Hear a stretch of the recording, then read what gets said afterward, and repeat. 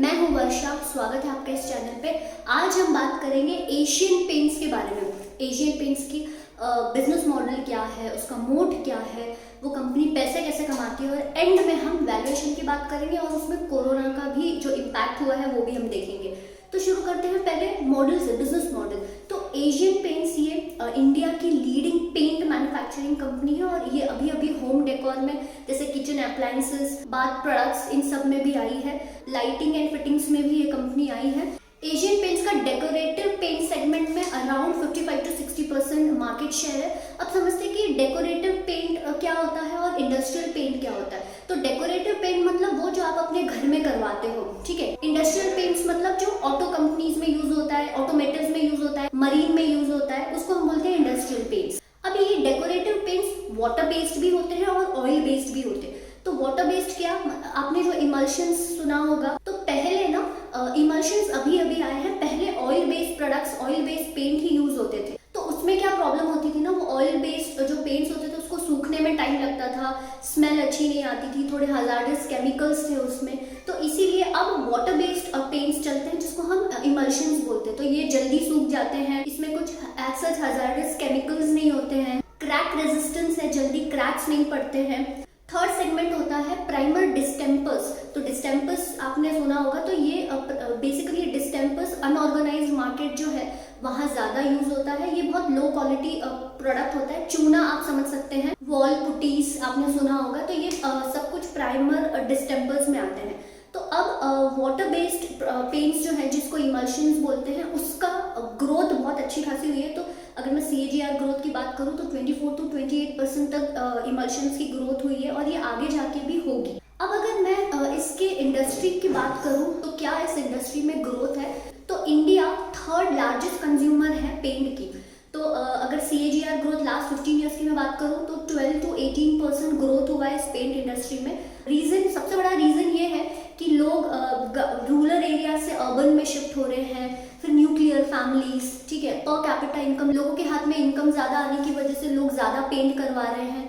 तो ये सारे जो रीजंस हैं, ये पेंट इंडस्ट्री के ग्रोथ ड्राइवर्स आप बोल सकते हो। और पहले कैसा होता था, एक बार आपने पेंट करवाया तो 8 से 10 साल बाद ही आप पेंट करवाते थे, लेकिन अभी ये साइकिल छोटा हो गया है, तो 3-5 साल के बाद आप फिर से रीपेंट करवाते हो। ये भी एक रीजन है कि पेंट इंडस्ट्री की ग्रोथ हो रही है। और अगर मैं पर कैपिटा कंजम्पशन की बात करूँ पेंट के मामले में, तो इंडिया में वो 3 kg से थोड़ा ज़्यादा है। अगर इसको आप डेवलप्ड कंट्रीज से कंपेयर करोगे तो बहुत ही कम है, बहुत ही कम kg का हम पेंट यूज़ करते हैं। तो ये भी अगर डेवलप कंट्री में देखा जाए तो बहुत ज़्यादा kgs का यूज़ होता है पेंट, क्योंकि वहाँ पे ज़्यादा लोग बार बार पेंट करवाते हैं।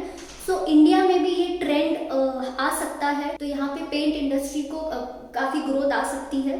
अगर इंडियन पेंट मार्केट की बात करें तो ऑलमोस्ट 70% ये ऑर्गेनाइज्ड मार्केट है। जैसे ऑर्गेनाइज्ड मार्केट मतलब यहाँ पे जो बड़ी बड़ी कंपनियां जैसे एशियन पेंट्स, नेरोलैक, बर्जर, इन लोगों ने ये 70% मार्केट लेके रखा है। बाकी का 30% मार्केट जो है वो अनऑर्गेनाइज्ड पेंट कंपनियों के पास है, जो छोटे छोटे पेंट कंपनियां होती हैं उनके पास है। बाकी 70% ये बड़ी कंपनियों ने लेके रखा है, जिनको हम ऑर्गेनाइज्ड मार्केट बोलते हैं। अब आपको डेकोरेटिव और इंडस्ट्रियल पेंट का स्प्लिट दिख रहा होगा। तो डेकोरेटिव मार्केट ऑलमोस्ट 75% होल्ड करता है और इंडस्ट्रियल मार्केट अराउंड 25% होल्ड करता है। अब अगर अपन थोड़ी हिस्ट्री की बात करें तो एशियन पेंट्स की शुरुआत हुई थी ऑलमोस्ट स्वदेशी मूवमेंट के टाइम पे। ये कंपनी 4 लोगों ने शुरू की थी गराज में, चंपकलाल चौकसी, चिमनलाल चौकसी, सूर्यकांत दानी, अरविंद वकील। 1945 में ये कंपनी शुरू की गई थी। वर्ल्ड वॉर 2 के समय पेंट के इंपोर्ट पे बैन लाया गया था, जिसकी वजह से एशियन पेंट्स ने यहाँ पे अपॉर्चुनिटी का फायदा उठाया और वहाँ पे उस समय ऑलमोस्ट 1952 में इन्होंने 23 करोड़ का रेवेन्यू किया था। आपको ये नंबर अभी छोटे लग रहे होंगे, लेकिन तब इन्होंने 23 करोड़ का रेवेन्यू करना मतलब बहुत बड़ी बात हो गई थी। 1957 में एशियन पेंट्स ने एक प्रोसेस बनाया था जिससे वो इंटरनेशनल क्वालिटी का फेनोलिक एसिड और मेलिक एसिड, हो सकता है मैं इसके प्रोनाउंसिएशन गलत कर रही हूँ, पर ये दोनों चीज़ उन्होंने बहुत ही एक सिंपल कोल फर्नेस में हाथ के साथ, हैंड स्टीयरिंग प्रोसेस के साथ इन्होंने ये बनाई थी, जो फॉरेन कंट्रीज में बड़ी बड़ी मशीनों से बनता था ये एसिड। और पहले कैसा होता था ना कि पेंट के बड़े बड़े डब्बे आते थे, लेकिन जब एशियन पेंट्स को यहाँ पे दिखा कि लोगों को जब छोटी क्वांटिटी में पेंट चाहिए तो वहाँ पे वो लोग ले नहीं रहे, क्योंकि पेंट के काफ़ी बड़े बड़े डब्बे मिल रहे थे। तो डिमांड को समझा और उन्होंने छोटे पैक्स में पेंट को बनाना शुरू किया। तो ऐसे हर टाइम हर कदम कदम पे ये देखते हैं कि कस्टमर को क्या प्रॉब्लम हो रही है, कस्टमर की डिमांड क्या है, और उस हिसाब से वो लोग एक प्रोडक्ट बना लेते हैं। तो ये लोग कस्टमर सेंट्रिक बहुत है, यहाँ पे ये लोग कस्टमर की देखभाल बहुत करते हैं, क्योंकि इनको पता है कि अगर कस्टमर खुश रहेगा तो इनके नंबर्स अपने आप बढ़ेंगे। तो अब अगर मैं मैनेजमेंट की बात करूँ तो मैनेजमेंट बहुत बढ़िया मैनेजमेंट है, जैसे मैंने कहा। और मैनेजमेंट रेम्यूनरेशन आपको दिख रही होगी, काफ़ी रीजनेबल रेम्यूनरेशन है। ये लोग को पता है कि बिजनेस कैसे करना है, इनका काफ़ी अच्छा एक्सपीरियंस रहा है बिजनेस में। आप आगे भी देखोगे, जब मैं आपको और सारी चीज़ें बताऊंगी तो आप ये नोटिस करोगे कि हर सिचुएशन में ये कंपनी टाइम से आगे चली है। तो जैसे मैंने आपको कहा था कि ये कंपनी बहुत कस्टमर्स के बारे में सोचती है कि कस्टमर्स की क्या प्रॉब्लम्स है, क्या डिमांड है। तो 1950s के आसपास ना मिस्टर चोकसी जो थे वो ये देख रहे थे कि जो डिस्टेम्पर्स पहले बनते थे वो बहुत ही लो क्वालिटी डिस्टेम्पर्स रहते थे, इसको आप चूना समझ सकते हैं। तो यहाँ पे क्या हो रहा था ना कि पहले छोटे छोटे सिटीज़ में ये डिस्टेम्पर्स ही यूज़ होते थे। तो वहाँ पे ना वो डिस्टेम्पर्स बहुत लो क्वालिटी के होते थे, पपड़ी निकलती थी, ठीक है, स्मेल करते थे। सो ऐसे में इन्होंने देखा कि सिटीज़ में प्लास्टिक इमल्शंस जो यूज़ हो रहे हैं वो काफ़ी महंगे हैं। ऑलमोस्ट डिस्टेम्पर्स के 5 गुना ज़्यादा कॉस्ट इन प्लास्टिक इमल्शंस की होती थी। तो ऐसे में ये अफोर्डेबल नहीं था एक कॉमन मैन के लिए। तो तब एशियन पेंट्स ने एक वॉशेबल डिस्टेम्पर लाया जो बहुत ही अफोर्डेबल प्राइस पे था। तो ऐसे ये लोग देखते हैं कि कहाँ प्रॉब्लम है, कहाँ कस्टमर को दिक्कत हो रही है, और इस हिसाब से कस्टमर के हिसाब से वो एक नया प्रोडक्ट लेके आते हैं। अब हम बात करते हैं मोड्स की, मतलब कॉम्पिटिटिव एडवांटेज। कंपनी के पास ऐसा क्या अलग है कि कॉम्पिटिटर्स को ये दूर रखता है। कैसे एशियन पेंट्स इंडिया की सबसे बड़ी कंपनी बनी? तो अगर पहला मोड देखें तो strong distribution network. Asian paints का हालांकि ये काफ़ी साल से है, प्री इंडिपेंडेंस पीरियड से ये कंपनी है, तो इन्होंने अपना डिस्ट्रीब्यूशन नेटवर्क बहुत स्ट्रॉन्ग रखा है।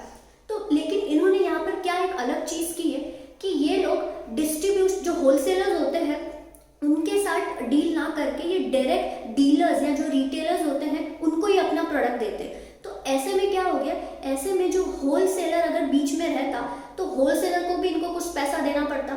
लेकिन अब होलसेलर इधर नहीं है, ये लोग डायरेक्ट रिटेलर को जब अपने प्रोडक्ट दे रहे हैं तो होलसेलर ना होने की वजह से इनके मार्जिन यहाँ पे थोड़े ज़्यादा हो जाते हैं। तो पहली चीज़ ये। सेकेंड चीज़, इनका सप्लाई मैनेजमेंट, जो सप्लाई चेन मैनेजमेंट है वो भी काफ़ी बढ़िया है। जैसे अगर कोई डीलर को पेंट चाहिए, उसकी इन्वेंट्री खत्म हो गई है या उसके पास वो शेड नहीं है, तो 2-3 घंटे में ये लोग उसको डिलीवरी दे देते हैं पेंट्स की। अगर मैं टियर 2 टियर 3 सिटीज़ की बात करूँ तो वहाँ पे भी कॉम्पिटिटर्स से हिसाब से इनकी डिलीवरी सिस्टम काफ़ी फास्ट है। अब आपने टिंटेड मशीन सुना होगा, तो ये क्या होता है? देखो पहले क्या होता था ना, जब टिंटेड मशीन्स नहीं थी तो मैन्युफैक्चरर्स को बहुत सारे कलर के शेड्स बना के रखने पड़ते थे। तो ऐसे में क्या होता था कि वो अपने हिसाब से बहुत सारे शेड्स या बहुत सारे कलर बना के रखती थी और उसको डिमांड का अंदाज़ा नहीं आता था कि मान लो उन्होंने रेड कलर बनाया और उसका ज़्यादा डिमांड ही नहीं है तो वो पूरे वेस्ट हो जाते थे, ठीक है। तो उनको डिमांड किस प्रोडक्ट की कैसी है उनको समझ में नहीं आ रहा था। तो ऐसे में टिंटेड मशीन ने बहुत फ़ायदा करवा के दिया। तो अब क्या होता है ना, ये पेंट कंपनियां हर डीलर को अपनी टिंटेड मशीन दे देती है। तो इसमें सपोज मैं कस्टमर हूँ, मैं डीलर के पास जाती हूँ और मुझे उसके शेड कार्ड से एक कलर पसंद आता है, ठीक है। तो वहाँ पे वो क्या करेगा, वो टिंटेड मशीन में एक बेस कलर डालेगा और एक केमिकल डालेगा उस शेड का, और ऐसे करके मिक्स एंड मैच करके मुझे वो कलर जो मैं चाहती थी वो कलर मुझे वो बना के दे देगा। तो ऐसे में क्या हो गया ना कि अब अगर जब पहले टिंटेड मशीन नहीं थी तो तब उस डीलर को बहुत सारी इन्वेंट्री उसको स्टोर करके रखनी पड़ती थी। तो यहाँ पे उसका कैपिटल या उसका पैसा इन्वेंट्री में फंसा हुआ रहता था। लेकिन अभी टिंटेड मशीन की वजह से उसको इतने सारे कलर बना के रखने की ज़रूरत ही नहीं थी। तो जैसे कोई कस्टमर आया, उसने ये शेड बोला, शेड कार्ड को देख के वो उसको वहीं पे बना के दे देता था। तो यहाँ पर कैपिटल जो फंसा हुआ था, पैसा जो फंसा हुआ था, अब उसका पैसा वो फंसा नहीं हुआ है, पहली चीज़ ये। सेकेंड चीज़ कि डीलर के पास, अब जैसे मैंने कहा कि ये लोग डायरेक्टली डीलर से डील करते हैं, रिटेलर से, तो उनकी शॉप काफ़ी छोटी होती है, ठीक है। तो अब अगर मैं एक डीलर हूँ, मेरी शॉप बहुत छोटी है, एक टिंटेड मशीन को 30 से 40 स्क्वायर फीट की जगह लगती है, तो मैं किस कंपनी का टिंटेड मशीन रखूंगी? उस कंपनी का कि जिसका मार्केट शेयर ज़्यादा हो, क्योंकि कोई और पेंट कंपनी अगर मुझे ज़्यादा मार्जिन भी दे रही है तो मैं उसके प्रोडक्ट नहीं रखूंगी, क्योंकि टिंटेड मशीन मैं एक ही कंपनी की रखूंगी क्योंकि मेरे पास जगह ही इतनी ज़्यादा नहीं है। तो ऐसे में मैं टिंटेड मशीन किस कंपनी होंगे, जो मार्केट लीडर है, जिसके पेंट ज़्यादा बिकते हैं, ठीक है, ये एक चीज़ हो गई। अब एशियन पेंट्स का ना, एशियन पेंट्स के पेंट हर जगह मिलते हैं। कोई पेंट डीलर है, वहाँ पे आपको कोई और पेंट हो सकता है ना मिले, लेकिन एशियन पेंट ज़रूर मिलेगा, क्योंकि इनका डिस्ट्रीब्यूशन इतना स्ट्रांग है, इतना बढ़िया इन्होंने डिस्ट्रीब्यूशन नेटवर्क अपना फैला के रखा है कि हर शॉप पे, हर डीलर के पास आपको एशियन पेंट्स मिलेगा ही। अब और एक चीज़ आप ये सोचते होगे, क्योंकि एशियन पेंट्स लीडर है तो वो डीलर को कम मार्जिन देता होगा, राइट, क्योंकि वो उसका बिजनेस तो ऑलरेडी फैला हुआ है, तो वो डीलर को ज़्यादा मार्जिन क्यों देगा। ये बात सही भी है, ये मैनेजमेंट भी एग्री करता है। लेकिन यहाँ पर कैसे एशियन पेंट्स फिर भी कम मार्जिन देने के बाद भी कैसे कमाता है। देखो, अब अगर मैं डीलर हूँ तो मुझे भले ही Asian paints come margin they रहा है, लेकिन मैं क्या देखूंगी, मैं ये देखूंगी कि मैं उस कंपनी के प्रोडक्ट्स रखूँ या उस कंपनी का पेंट रखूँ जिसका पेंट ज़्यादा बिकता हो। तो ऐसे में क्या होगा कि अगर एशियन पेंट्स की रोल ओवर ज़्यादा है, प्रोडक्ट्स की रोलिंग ज़्यादा है, तो मैं उसके ही प्रोडक्ट रखूंगी, भले ही वो मुझे मार्जिन कम दे रहा है, क्योंकि मेरा जो पेंट जितने भी मैं मंगवा रही हूँ वो फटाफट बिक रहे हैं, और फिर दोबारा मैं उतने पेंट मंगवा रही हूँ वो फिर फटाफट बिक रहे हैं। तो ऐसे में मेरी जो इन्वेंट्री की रोलिंग है वो बहुत फास्ट है, तो ऐसे में मेरा रिटर्न ऑन इन्वेस्टमेंट काफ़ी ज़्यादा है। अगर वही मैं कोई एक ऐसी पेंट कंपनी के पेंट्स रखती हूँ जो मुझे मार्जिन तो ज़्यादा दे रहा है, लेकिन उसके पेंट्स ज़्यादा बिकते ही नहीं है, तो अगर पेंट्स ज़्यादा नहीं बिकते तो भले ही मुझे मार्जिन मिल रहा है, लेकिन मैंने जो उसके पेंट्स खरीद के रखे हैं मेरे दुकान में वो ज़्यादा बिक ही नहीं रहे, मेरा पैसा अभी भी उन्हीं पेंट्स में फंसा हुआ है। तो ऐसे में भले ही मुझे मार्जिन ज़्यादा मिल रहा है, लेकिन मेरा पैसा उन पेंट्स में फंसा हुआ है जो बिक नहीं रहे हैं। तो डीलर को पता है कि भले ही एशियन पेंट्स से मुझे मार्जिन ज़्यादा नहीं मिल रहा है, लेकिन उसके पेंट्स बहुत ज़्यादा बिकते हैं। तो जब ज़्यादा पेंट्स बिक रहे हैं तो मुझे मेरा पैसा इन्वेंट्री में फंसा हुआ नहीं है, और जितने जल्दी ज़्यादा बिक रहे हैं मैं फिर से पेंट खरीद के फिर से बेच रहा हूँ। तो ऐसे में जब रोलिंग ज़्यादा हो रही है तो रिटर्न ऑन इन्वेस्टमेंट अपने आप ज़्यादा होगा।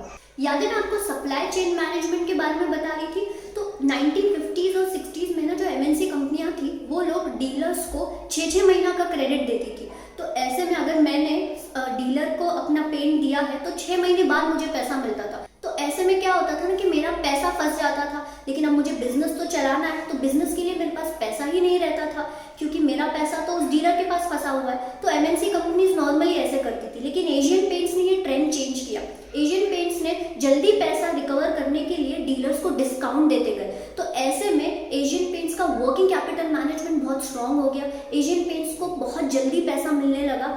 और अभी भी आप देखोगे तो एशियन पेंट्स का working capital management, cash conversion cycle बहुत ही बढ़िया रहा है। तो अब आप बोलोगे कि सारी कंपनियां ऐसे करती होगी, लेकिन एशियन पेंट्स पहला था जिसने ये सब किया है। आगे भी मैं आपको इतनी सारी चीजें बताऊंगी, आप बोलोगे ये सारी चीजें तो और भी कंपनियां करती हैं, और भी पेंट कंपनियां करती हैं, लेकिन हमेशा एशियन पेंट्स पहला रहा है वो चीज करने में। तो ऐसे में एशियन पेंट्स को काफी एडवांटेज मिला है ये पहले कुछ करने का। सेकेंड मोड है ब्रांड। एशियन पेंट्स का ब्रांड कितना है, कितना अच्छा है, ये मुझे आपको बताने की जरूरत नहीं है। एशियन पेंट्स ने हमेशा अपनी मार्केटिंग स्किल्स पर, एडवर्टाइजिंग पे बहुत अच्छा पैसा खर्चा किया है, और उस मार्केटिंग स्किल्स से उसने अपना ब्रांड लोगों तक पहुंचाया है, उसने अपनी ब्रांड वैल्यू काफ़ी बढ़ाई है। तो आपको गट्टू याद होगा या हर घर कुछ कहता है, ये सारे मार्केटिंग कैंपेन से वो कस्टमर के दिल तक एक्चुअली पहुंच गया है। तो अगर आपको कोई पेंट करवाना है तो आपके दिमाग में पहले एशियन पेंट्स ही आता है। आप कोई और पेंट कंपनी के बारे में सोचो, आप पहले एशियन पेंट्स के बारे में सोचोगे। तो ये होती है ब्रांड। अगर मैं आपको टूथपेस्ट बोलूँ तो आपको कोलगेट दिमाग में आएगा, अगर मैं आपको पेंट बोलूँ तो आपको एशियन पेंट्स दिमाग में आएगा। तो ये होती है ब्रांड वैल्यू जो एशियन पेंट्स ने इतने सालों से क्रिएट की है। आज भी लोगों के मन में एशियन पेंट्स की ब्रांड बहुत हाईएस्ट पे है, राइट। इनकी मार्केटिंग स्किल्स ऐसी है ना कि कोई और कंपनी ऐसी मार्केटिंग स्किल्स कर ही नहीं सकती, और अगर कोई इनको कॉपी भी करता है, इनकी स्किल्स को, मार्केटिंग स्किल्स को कॉपी भी करता है, तो तब तक ये कोई और मार्केटिंग स्किल्स निकाल देती है। तो ऐसे में हमेशा आगे रही है। इनका मेन फोकस, इनका मेन मोटो ये रहा है कि कस्टमर को कैसे खुश किया जाए। कस्टमर सेंट्रिक कंपनी है, हमेशा ये अपने कस्टमर का बहुत ध्यान रखते हैं। इन लोगों ने लोगों तक ये मैसेज पहुंचाया है कि पेंट की रिक्वायरमेंट तब नहीं होती जब वॉल से पपड़ी निकले। आज के टाइम पे पेंट एक लाइफस्टाइल की पहचान हो गई है। ये मैसेज इन्होंने लोगों तक पहुंचाया है और सक्सेसफुली पहुंचाया है। अब इनकी सबसे अच्छी चीज, सबसे इम्पोर्टेंट चीज ये है इनका आईटी, जिसके वजह से एशियन पेंट्स बाकी की पेंट कंपनियों से कितना अलग है। तो यहाँ पर एशियन पेंट्स ने हमेशा आईटी को, टेक्नोलॉजी को हमेशा ऊपर रखा है, इसलिए हर चीज़ में ये लोग हमेशा आगे रहे हैं। अगर मैं टेक्नोलॉजी की बात करूँ तो इनका आईटी इतना स्ट्रांग है, इनको ऑफिस में बैठे बैठे ये पता चलता है कि इनका कौन सा प्रोडक्ट कहाँ बिकेगा, कौन से सिटी में, कौन से एरिया में ज़्यादा बिकेगा, ये उनको पता चल जाता है। इतना स्ट्रांग है इनका डेटा। अब ये एक रात में तो पॉसिबल है नहीं, क्योंकि 1970s में ही इन्होंने कुछ मेन फ्रेम कंप्यूटर्स इंस्टॉल करवा दिए थे। तो यहाँ पर इतने सालों का इनके पास डेटा है, इसलिए आज वो जो उन्होंने 70s में इन्वेस्टमेंट की थी, आज उनको इस चीज़ का इतना फायदा होता है। क्योंकि डेटा, हम आज बोलते हैं कि डेटा बहुत इंपॉर्टेंट है, 1970s में जिसको डेटा का मतलब भी नहीं पता था, इनको तब से पता था कि डेटा कितना इंपॉर्टेंट है। तो अगर मैं इनके और कुछ आईटी टूल्स की बात करूँ और कुछ प्रोडक्ट्स की बात करूँ, सॉफ्टवेयर्स की बात करूँ, तो इन्होंने ईआरपी सिस्टम पे बहुत पहले ही काम करना शुरू कर दिया था, जब ईआरपी सिस्टम किसको पता भी नहीं था। फिर उसके बाद जब इनको और थोड़ा एक डेवलप सॉफ्टवेयर चाहिए था, ज़्यादा अच्छा सॉफ्टवेयर चाहिए था, तो इन्होंने हैना का जो एक मेमोरी प्लेटफॉर्म सॉफ्टवेयर है वो यूज़ करना शुरू कर दिया। तो वहाँ से उनको सेल्स प्रेडिक्टेबिलिटी ज़्यादा आसान हो गई। और ये लोग क्लाउड बेस्ड वेबसाइट में काफ़ी टाइम से है, बहुत पहले ही इन्होंने क्लाउड बेस्ड वेबसाइट पे आ गए थे। तो ये जो वेबसाइट है, ये लोगों के ऑनलाइन बिहेवियर को प्रेडिक्ट करके, ऑनलाइन बिहेवियर को देख के वो कस्टमर्स को या वो लोगों को वो ऑफर्स देती है, वो पेंट के ऑफर्स देती है। आप बोलोगे हर आईटी कंपनी यूज़ करती है, लेकिन मैन्युफैक्चरिंग कंपनी के लिए बहुत अलग चीज़ है, बहुत नई चीज़ है। और आज ये चीज़ कॉमन हो गई है, ये लोग बहुत पहले से ही ये सिस्टम फॉलो करते हैं, तो इसीलिए ये इनके लिए बहुत एक अच्छी चीज़ है। फिर उन्होंने डीलर्स के लिए काफ़ी ऐप लॉन्च किए हैं। फिर इनका एक यूरेका एक ऐप है, जहाँ पे बेसिकली एम्प्लॉयज़ के लिए है, जहाँ पे न्यू आइडियाज़ जनरेट किए जाते हैं। इनका ना एक इजी कलर पोर्टल है, जहाँ पे उस पोर्टल पे जाके आप एक सिंपल ऑनलाइन फॉर्म भरिए, आप एक free consultancy, colour consultancy book कर सकते हो। तो इसमें क्या होगा ना, इनके एक्सपर्ट्स के पास एक टूल होता है जो विजुअलाइजर नाम से जाना जाता है। तो उस टूल में आप अलग अलग कॉम्बिनेशन, कलर कॉम्बिनेशन, आपके घर में कैसा दिखेगा, ये कलर कैसा दिखेगा, इसका व्यू कैसा होगा, ठीक है, जहाँ पर आप उसको खुद इमेजिन नहीं कर सकते, आप जब सामने देखोगे तो आपको समझ में आता है, हाँ मेरे घर में ये अच्छा दिखेगा, ठीक है। तो इनका जो ये टूल है विजुअलाइजर, यहाँ पर एक बेसिक एक इंटीरियर इन्होंने बना के रखा है कि किसके घर कैसे होते हैं, किसके घर कैसे होते हैं, उसके हिसाब से ये आपको वो टूल दिखाएंगे। और वो उस टूल में आप कलर कॉम्बिनेशन यूज़ करके देख सकते हो कि आपके घर में पेंट कैसा दिखेगा, येलो कलर कैसा दिखेगा, जो भी कलर कैसा दिखेगा, उसका व्यू कैसा आएगा with interior effect, with lighting effect. तो बेसिकली मैं ये बोल सकती हूँ कि ये लोग अपने टाइम से बहुत आगे चलते हैं। तो हालांकि आज भी कुछ पेंट कंपनियां बाकी ये सारे टूल्स प्रोवाइड करती हैं, लेकिन जैसे मैंने कहा, हमेशा ये कंपनी पहले रही है, फर्स्ट रही है ये सारी नई इनोवेटिव चीज़ लाने में। अब आप ये सोच रहे होंगे, अगर रियल एस्टेट में थोड़ी प्रॉब्लम आ गई तो ये कंपनी में भी प्रॉब्लम आएगी, तो क्योंकि ये कंपनी तो घरों को पेंट करती है। लेकिन ऐसा नहीं है। 90% ऑफ रेवेन्यू एशियन पेंट्स का आता है जो एग्जिस्टिंग घरों में रीपेंट करके। इनका मेजॉरिटी रेवेन्यू न्यू कंस्ट्रक्शन से नहीं आता है, इनका मेजॉरिटी रेवेन्यू रीपेंटिंग से आता है कि ऑलरेडी बने हुए घर में रीपेंट करना है। तो ऐसे में रियल एस्टेट अच्छा करे या बुरा करे, एज सच इनको कोई फर्क नहीं पड़ता। तो इनके अधिकतर जो कस्टमर्स है वो रीपेंटिंग के लिए आते हैं, तो उनको कोई फर्क नहीं पड़ता कि रियल एस्टेट अच्छा चल रहा है या बुरा चल रहा है। उनको फर्क तब पड़ेगा, जैसे कोरोना में भी हुआ था, कि अगर उनके इनकम पे थोड़ा स्ट्रेन आ जाए तब एशियन पेंट्स को फर्क पड़ सकता है। जैसे कोरोना के टाइम पे उनके 2-3 महीने तक बिजनेस बहुत ही 40 to 45% तक रेवेन्यू डाउन था, लेकिन जब इनकम पे स्ट्रेन आएगा तभी एशियन पेंट्स को फर्क पड़ेगा, वरना एशियन पेंट्स को एज सच कोई फर्क नहीं पड़ेगा रियल एस्टेट में क्या चल रहा है। अब अपन थोड़ा कोरोना की बात करते हैं। तो कोरोना में जैसे सारी ही इंडस्ट्री सोई हुई थी, तो यहाँ पर एशियन पेंट्स को भी फर्क पड़ा। अप्रैल और जून के बीच में प्रॉफिट 70% से डाउन थे, रेवेन्यू ऑलमोस्ट 43% से डाउन था। जब थोड़ी चीज़ें बेटर हुई, लॉकडाउन खुला, जब चीज़ें थोड़ी बेटर होने लगी, तब इनका बिजनेस भी बेटर होने लगा। फिर तो दिवाली आई, सीजन्स आए, तो इन्होंने काफ़ी अच्छा वहाँ पे रेवेन्यू कमाया, प्रॉफिट भी काफ़ी अच्छे हुए। दिसंबर 2020 की अगर मैं बात करूँ, मतलब क्वार्टरली रिजल्ट जब इनके आए फॉर दिसंबर 2020, इनके सेल्स वॉल्यूम 30% से बढ़े, नेट प्रॉफिट अराउंड 62% से इंक्रीज हुआ। तो अब अपन थोड़े इनके फाइनेंशियल नंबर्स की बात करते हैं। अभी तो मैंने आपको सिर्फ कोरोना का बताया था, लेकिन ईयरली इनका कैसा परफॉर्मेंस रहा है अब उसकी बात करते हैं। तो आपको स्क्रीन पे दिख रहा होगा, इनकी अगर मैं 10 साल की सेल्स ग्रोथ की बात करूं तो एशियन पेंट्स की 13% रही है, वहीं बर्जर, नेरोलैक की भी ठीक ठाक ही रही है। नेट प्रॉफिट ग्रोथ की अगर मैं बात करूं तो अच्छा ग्रोथ दिखाया है।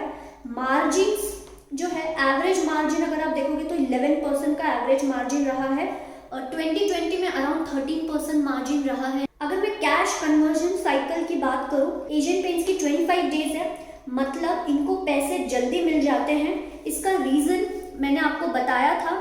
अगर आरओई की बात करूं तो आरओई कंपनी का 30% के आसपास रहा है। आप देखोगे कि आरओई कम होते आ रहा है। इसका रीजन ये दिखता है कि कंपनी के पास काफी कैश ज्यादा है बुक्स पे, तो एसेट का बेस ज्यादा होने की वजह से यहाँ पे आरओई थोड़ा कम होते नजर आ रहा है। अगर मैं कैश फ्लोज की बात करूं तो नेट प्रॉफिट अगर मैं लास्ट 10 ईयर्स की बात करूं तो अराउंड 17,378 करोड़ है और वहीं अगर मैं कैश फ्लो फ्रॉम ऑपरेशंस की बात करूं तो 17,699 करोड़ है। इसका मतलब ये है कि कंपनी जितना प्रॉफिट कमा रही है उसको वो कैश में भी कन्वर्ट कर पा रही है। तो ये एक सबसे बड़ी चीज होती है जो हमें देखनी चाहिए कि कंपनी का प्रॉफिट तो आ रहा है लेकिन क्या कंपनी उतना कैश जनरेट कर पा रही है। तो एशियन पेंट्स यहाँ पे ऑलमोस्ट अच्छा खासा कैश जनरेट कर पा रही है। अगर मैं फ्री कैश फ्लो की बात करूं, फ्री कैश फ्लो अच्छा रहा है। एशियन पेंट्स का केपेक्स करने के बाद भी अच्छा खासा फ्री कैश फ्लो जनरेट हुआ है।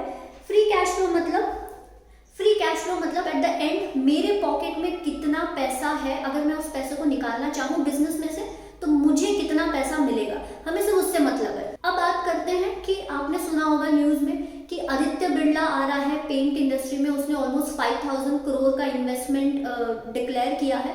तो क्या एशियन पेंट्स को इसका फर्क पड़ेगा? तो देखिए, हो सकता है कि एशियन पेंट्स को इसका फर्क पड़े, लेकिन मुझे ऐसा लगता है कि एशियन पेंट्स चुप तो नहीं बैठेगा।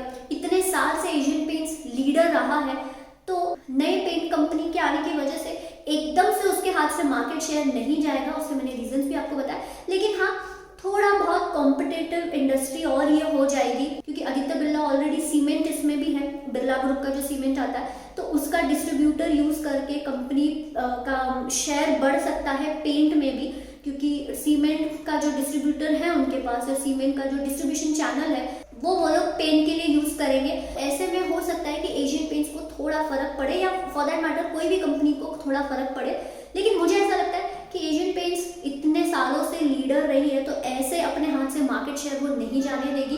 अब अगर मैं एक थ्रेट की बात करूं, थोड़े रिस्क की बात करूं, तो एशियन पेंट्स का एक रिस्क ये है कि जैसे एशियन पेंट्स का जो रॉ मटेरियल है वो क्रूड ऑयल है, ठीक है। तो यहाँ पर क्रूड ऑयल अगर जैसे कमोडिटी है क्रूड ऑयल, तो वहां पे अगर क्रूड ऑयल ऊपर जाता है या क्रूड ऑयल नीचे जाता है तो यहाँ पे एशियन पेंट्स को फ्लक्चुएशंस हो सकते हैं। जैसे कि क्रूड ऑयल अगर ऊपर गया, क्रूड ऑयल का दाम अगर ऊपर गया तो यहाँ पर एशियन पेंट्स के रॉ मटेरियल की प्राइस बढ़ जाएगी, राइट, क्योंकि क्रूड ऑयल उनको महंगा पड़ेगा। तो ऐसे में एशियन पेंट्स की जो रॉ मटेरियल कॉस्ट है वो बढ़ जाएगी और हो सकता है उसको मार्जिन्स में अफेक्ट हो। लेकिन पास्ट में ऐसा देखा गया है कि इतना फर्क एशियन पेंट्स को नहीं हुआ है क्योंकि एशियन पेंट्स के पास प्राइसिंग पावर है। तो जब भी क्रूड ऑयल के प्राइस बढ़ते हैं तो एशियन पेंट्स भी अपना प्राइस जो है पेंट का वो बढ़ा देती है और लोगों को एज सच कुछ फर्क नहीं पड़ता। क्योंकि लास्ट टाइम कभी ऐसा हुआ है कि आप कोई पेंट खरीदने गए और क्योंकि पेंट थोड़ा महंगा हो गया तो आपने वो नहीं करवाया, ऐसा तो नहीं है। हालांकि अगर क्रूड ऑयल का प्राइस बढ़ता है तो इनका रॉ मटेरियल का प्राइस भी बढ़ेगा, खर्चा बढ़ेगा, जिसकी वजह से इनके थोड़े बहुत मार्जिन्स अफेक्ट होने के चांसेस होते हैं। लेकिन एशियन पेंट्स के पास प्राइसिंग पावर होने की वजह से यहाँ पे वो बैलेंस हो जाता है। और अगर मैं अपॉर्चुनिटी की बात करूँ तो एशियन पेंट्स के पास काफी अच्छी अपॉर्चुनिटीज है। तो जैसे यहाँ पर इंडस्ट्रियल सेक्टर में, इंडस्ट्रियल पेंटिंग में वो अपना मार्केट शेयर बढ़ाने की कोशिश कर रहे हैं, जहाँ पे नेरोलैक लीडर है। तो जैसे ऑटो कंपनीज अच्छा खासा परफॉर्म किया है तो इंडस्ट्रियल पेंट को भी अच्छा खासा गेन हुआ है। तो अगर एशियन पेंट्स अपना वहाँ पे मार्केट शेयर बढ़ाती है तो एशियन पेंट्स को जरूर फायदा हो गया।